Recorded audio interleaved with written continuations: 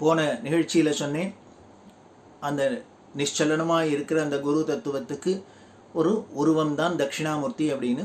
அதுக்கப்புறம் இந்த பிரபஞ்சம் இது மேனிஃபெஸ்ட் ஆகி இத்தனை லீலைகள்லாம் நடக்கிறதே இந்த விவகார உலகத்தில் குரு பரம்பரை அப்படின்னு ஆரம்பிக்கிறதே அதில் ரொம்ப தலையாய கருதப்படுறவர் தத்தாத்ரேயர் அப்படின்னு சொன்னேன். இந்த தத்தாத்ரேயரை பற்றி பெருமையை மகாராஷ்டிரா தேசத்தில், கன்னட தேசத்தில் இங்கெல்லாம் போனேன்னா ரொம்பவே அவள் கொண்டாடுவா. இவர் ரிஷிகளில் ஒருத்தரான அத்ரி மகரிஷி, அவரோட பத்னி அனசூயா அப்படின்னு ரொம்ப திவ்ய தம்பதிகள், ஆச்சார அனுஷ்டானத்தோடு இருக்கிற திவ்ய தம்பதிகள்.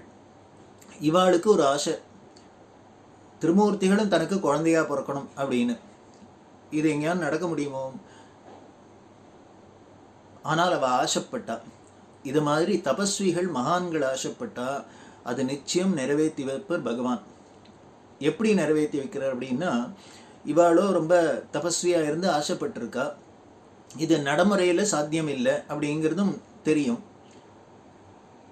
அதனால் என்ன பண்ணினா, இந்த மும்மூர்த்திகளோட சக்தியான தேவிகள், பிரம்மாவுக்கு சரஸ்வதி, விஷ்ணுவுக்கு லக்ஷ்மி, சிவனுக்கு பார்வதி இருக்கா இல்லையா, இந்த 3 தேவிகளும் சேர்ந்து என்ன பண்ணினா, மகா பதிவிரத அனசூயா அவள் ரொம்ப ஆசைப்படுறா குழந்தை வேணும் அப்படின்னு. அதுவும் திருமூர்த்திகளும் குழந்தையா வேணும் அப்படின்னு. இந்த திருமூர்த்திகளை இவன் 3 பேரோட கணவன்மார்கள். அதனால் அவள் 3 பேரும் என்ன பண்ணினா, இந்த தம்பதிகளுக்கு அனுகிரகம் பண்ணும். ஏன்னா பெரிய மகர்ஷியாக இருக்கார், பதிவிரதையாக இருக்கா, இவாளுக்கு அனுகிரகம் பண்ணணும் அப்படிங்கிறதுக்காக இதுக்கு ஒரு நாடகம், ட்ராமா கிரியேட் பண்ணினா. என்ன பண்ணா, இந்த 3 தேவிகளுமா சேர்ந்துட்டு பார்வதி, லக்ஷ்மி, சரஸ்வதி 3 பேருமா தன்னோட 3 கணவன் மாட்டின்னு சொன்னால், பூலோகத்தில் இருக்கா அத்ரி அனசூயான்னு உங்களுக்கு தெரியும். அவள் மகா பதிவிரத. என்ன எங்களை விட அவள் பதிவிரதையா? இதை உலகத்துக்கு நிரூபிச்சா தேவையில்லை. எங்களை விட அவள் பெரிய பதிவிரதையான்னு. நாங்கள்லாம் என்ன பதிவிரதை இல்லையா? சத்தியின்னே அம்பாளுக்கு பேராக இருக்குது அப்படி சொல்லின்னு இருக்கா. அதனால் இதை போய் ஒரு சோதனை பண்ணணும். அதனால் நீங்கள் 3 பேரும் அங்கே போய் அவளை சோதிக்கணும் அப்படின்னு 3 கணவன் மாதிரியும் அனுப்புறதுக்கு இவ முயற்சி பண்ணா. இந்த திருமூர்த்திகளும் உடனே புரிஞ்சுட்டா. இதுதான் திவ்ய தம்பதிகள் அப்படின்னா அவள் எவ்வளோ அண்டர்ஸ்டாண்டிங்கோடு இருக்கா அப்படின்னு தெரியுது. இது மாதிரி நம்ம கதையெல்லாம் கேட்குறோம்.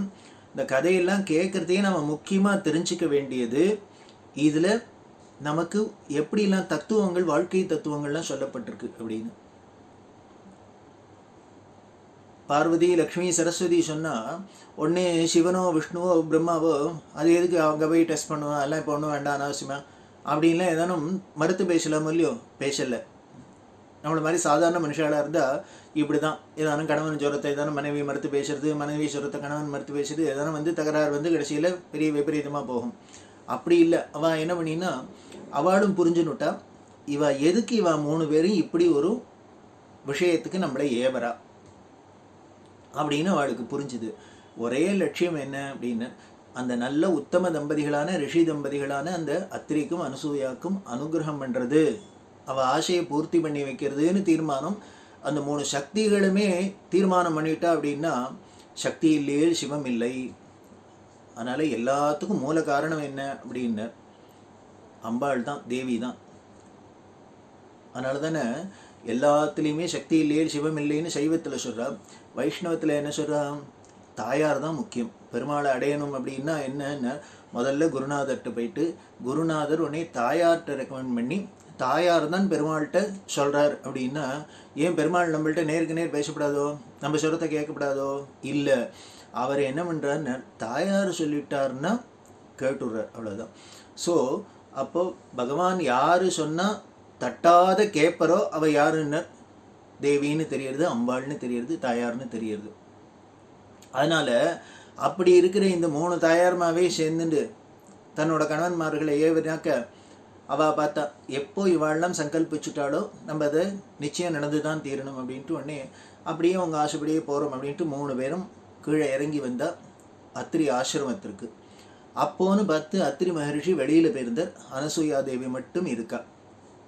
வந்திருக்கிறதே இந்த 3 பேரும் வந்திருக்கா அப்படின்னா திருமூர்த்திகளாகவே வந்திருக்கா, மார்வேஷத்தெல்லாம் போல வந்தால் உபச்சாரம் எல்லாம் பண்ணினா ரிஷிபத்தினி இல்லையா, திருமூர்த்திகளும் வீடு தேடி வந்திருக்காள்னா உடனே அவளை எல்லாம் அர்க்கியபாத்தியங்கள்லாம் கொடுத்து உபச்சாரம் பண்ணி உட்காத்தி வச்சு எல்லாம் பண்ணிவிட்டு வந்து உங்களுக்கு என்ன தரணும்னா சாப்பிட்றதுக்கு அப்படின்னா வந்தவாளுக்கு ஏதானு கொடுக்கணுமே. உடனே அவன் 3 பேரும் கேட்டால் எங்களுக்கு வேறு ஒன்றும் வேண்டாம், நீ எங்களுக்கு தாய்ப்பால் கொடுக்கணும்னு. வேறு ஒன்றும் எங்களுக்கு சாப்பாடெல்லாம் போட வேண்டாம், தாய்ப்பால் கொடுக்கணும் அப்படின்னார். எப்படி கொடுக்கறது? ஒரு வளர்ந்த புருஷனை அவளோட கணவரை இன்னொருத்தியோட ஒரு மனைவியாக இருக்கிறவர், இன்னொருத்தர் மனைவியாக இருக்கிறவர் எப்படி வந்து தாய்ப்பால் கொடுக்கறது? சின்ன குழந்தையாக இருந்தால் பரவாயில்ல, எப்படி கொடுக்கறது? இது நிச்சயம் முடியாது அப்படின்னு நினச்சிட்டு இவா கேட்குறா. ஏன்னா அந்த பதிவிரதா பங்கம் அப்படின்னு அந்த கற்புடைய மங்கைகளுக்கு இது சரிப்பட்டு வராதே. ஆனால் அனசூயாதேவி என்ன பண்ணினா, அவ்வளவு தானே கொடுத்துட்றேன் அப்படின்னா. எப்போ எங்கள் ஆசிரமம் தேடி என் குடிசை தேடி வந்து திருமூர்த்திகளை வந்து இப்படிலாம் கேட்குறேனோ நிச்சயம் கொடுக்கறதுக்கு எனக்கு பாக்கியம், கொடுத்துட்றேன் அப்படின்னா. இப்போது திருமூர்த்திகள் 3 பேருக்கும் ஷாக் ஆகிடுது. என்ன இப்படி சொல்கிறாரு, எப்படி ஒத்துண்டா, இது எப்படி பாசிபிள் முடியும் அப்படின்னு. உடனே என்ன பண்ணால் உள்ளே போனால் தன்னோட கமண்டலத்தில் எடுத்துன்னு வந்தா, அதுலேருந்து தீர்த்தத்தை எடுத்தா, திருமூர்த்திகள் மேலேயும் அப்படி தெளிச்சா. திருமூர்த்திகள் மேலேயும் தெளித்தோன்னே என்ன எடுத்தினார், 3 பிறந்த குழந்தையா அப்படியே கீழே வந்துடுத்து. 3 பிறந்த குழந்தையா வந்துடுத்து. வந்தால் ஒவ்வொரு குழந்தையா எடுத்து மடியில் வச்சுட்டா, அதுக்கு பால் ஊட்டினா தொட்டிலில் போட்டு வச்சுட்டா. 3 குழந்தைகள் வச்சுட்டா. போனால் வெளியில் போன ரிஷி வந்தார். வந்து பார்த்தா திடீர்னு வீட்டில் 3 குழந்தைகள் இருக்குது. என்ன ஏதுன்னு கேட்டார். இந்த அம்மா சொன்னா, திருமூர்த்திகளை வந்தா உபச்சாரம் பண்ணி சாப்பிட்றதுக்கு ஏதானு வேணும்னா நீ தாய்ப்பால் கொடுக்கணும்னு சொன்னால், நான் எப்படி தாய்ப்பால் கொடுக்குறது, இதுதான் வழி. அதனால் குழந்தையெல்லாம் மாற்றியாச்சு, இனிமேல் நம்ம குழந்தைகள் ஆகிட்டாவா பால் கொடுத்துட்டுக்கே வளர்த்துட்டுருக்கலாம். நமக்கும் நம்மளோட ஆசை நிறைவேறித்து. திருமூர்த்திகளும் குழந்தைகளாக வரணும்னா திருமூர்த்திகளை தொட்டிலில் போட்டு பால் ஊட்டி சீராட்டி தாலாட்டு பாடி வளர்க்குறதுக்கு யாருக்கானும் கிடச்சிக்குமா, நமக்கு கிடச்சிருக்கு அப்படின்னு சந்தோஷப்பட்டா. அத்திரியும் சந்தோஷப்பட்டார். இங்கேருந்து பார்த்தா தேவிகள் 3 பேரும் இது என்னடா அது திடீர்னு இப்படி ஆகிடுத்து அப்படின்ட்டு உடனே 3 பேரும் கீழே இறங்கி வந்து, இப்போ இவாளுக்கு கணவன் வேணுமே, சிருஷ்டிக்கு காப்பாற்றுறதுக்கு லயத்துக்கெல்லாம் திருமூர்த்திகள்னா வேணும். இதெல்லாம் ஆசிரமத்தில் குழந்தைகள் என்ன படுத்துட்டுருக்கு. உடனே அவள் 3 பேரும் தேவிகள் 3 பேரும் வந்து, பார்வதி லக்ஷ்மி சரஸ்வதி 3 பேரும் வந்து அத்திரி அனுசூயாட்ட அவள் ஆசீர்வாதம் பண்ணி, உன்னோட கற்பு இதை விட இனிமேல் பிரசித்தமாக உலகத்துக்கு தெரிய வேண்டாம், நீ மகா பதிவிரதன்னு தெரியறது, திருமூர்த்திகளையும் குழந்தைகளை ஆக்கக்கூடிய நீ நினச்சின்னா ஒரு தண்ணியை தெளிச்சா அவள் குழந்தைகளாக மாறிவிடா அப்படிங்கிறது ரொம்ப ஆச்சரியமாக இருந்தது. இதில் உங்களோட ஆசைப்பட்டதும் நிறைவேறணும், உன்னோட பெருமை, ஒரு கற்புடைய மங்கையோட அந்த மாதர்களோட அந்த கற்போட பெருமை என்னன்னு உலகத்துக்கு தெரியணும், அதனால்தான் இப்படி ஒரு லீலை ஆடினோம் பண்ணித்து அப்படின்னு சொல்லிட்டு. ஆனால் இந்த படைக்கல் காத்தல் அழித்தலுக்கெல்லாம் திருமூர்த்திகளும் வேணும். அதனால் நீ என்ன பண்ணு, அந்த திருமூர்த்திகளையும் விட்டுரு, அவளோட அம்சமாக உனக்கு ஒரே குழந்தையா வராப்புல நாங்கள் அனுகிரகம் பண்ணுறோம் அப்படின்னு சொல்ல, அந்த 3 குழந்தையும் சேர்க்க அந்த 3 குழந்தையோட அம்சமாகவும் ஒரே குழந்தையா வந்தது 3 முகத்தோட. இதே அத்திரி அனுசூயா தேவி என்ன பண்ணா, அந்த திருமூர்த்திகளும் ரிலீஸ் பண்ணி விட்டா. அந்த குழந்தை அவஸ்தையிலேருந்து அவள் விட்டு அப்புறம் அவளோட அம்சமாக அந்த 3 சக்தியும் சேர்த்து திருமூர்த்திகளோட சக்தியும் சேர்த்து ஒரே குழந்தையா வர அந்த 3 முகத்தோட வந்த அந்த குழந்தைக்கு பேர் தான் தத்தாத்திரேயர் அப்படின்னு பேர். அதனால தான் அவருக்கு 3 முகம். அவருக்கு பார்த்தேன்னா அபங்கத்தில், மகாராஷ்டிரா அபங்கத்திலாம்